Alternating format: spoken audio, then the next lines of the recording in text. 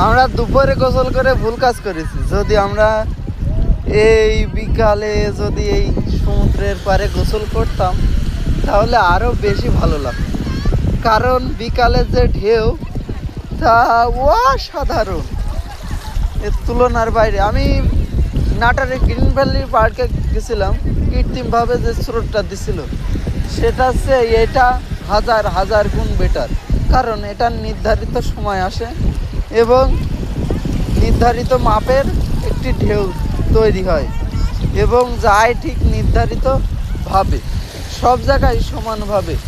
দেখুন এই বঙ্গোপসাগর কি উত্তাল হয়ে রয়েছে, যা বলার বাইরে।